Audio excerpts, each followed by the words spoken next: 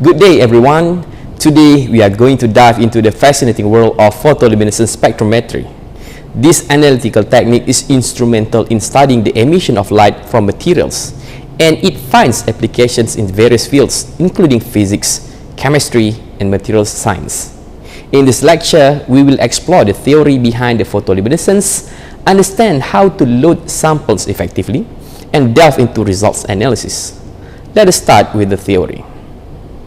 Photoluminescence, also known as fluorescence or phosphorescence, is a phenomenon where a substance absorbs photon, which is light, and then re-emits them at longer wavelength. This emission of light is what we measure in photoluminescence spectrometry. The core principle behind the photoluminescence is the excitation of electrons from lower energy state to higher energy state. When these excited electrons return to their ground state, they release energy in the form of photons, creating characteristic emission spectrum. In photoluminescence spectrometer, a light source, often a laser, irradiates the sample. When the sample absorbs this energy, it goes through electronic transitions, resulting in emissions of photon. A detector measures the emitted light, and we obtain a photoluminescence spectrum. It is important to understand that each material has unique photoluminescence spectrum, which makes this technique valuable for identifying substances and studying their properties. Now let us discuss how to load sample effectively. Sample preparation photoluminescence spectrometry is critical. First, ensure that your sample is clean and free from contaminants. Contaminants can interfere with the emission spectra. And then load your sample into a suitable container or holder. The choice of container depends on your sample's physical state and the excitation source you are using. For liquid samples, quartz cuvettes are often employed. For solid samples, you might use microscope slides or special holders.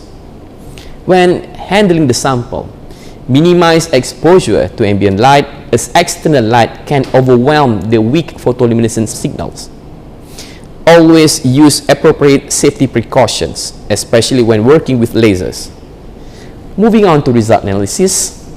Once you have collected the photoluminescence spectrum, it is time to analyze the data. The spectrum typically displays intensity on the y-axis and wavelength on the x-axis. Identify the peaks in the spectrum. These peaks correspond to the wavelength at which your sample emits light most strongly.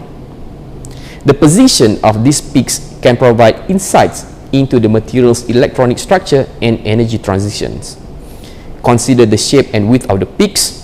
A narrow and well-defined peak suggests a highly pure sample, while broader peaks may indicate impurities or interactions within the material. Compare your experimental spectrum to reference spectra if available.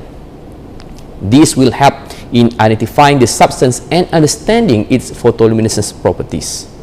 In conclusion, photoluminescence spectrometry is a powerful analytical tool for studying the emission of light from materials.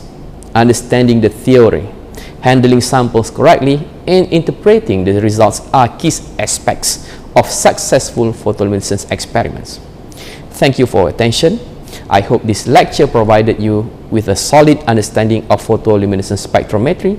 If you have any question, please don't hesitate to ask. Thank you.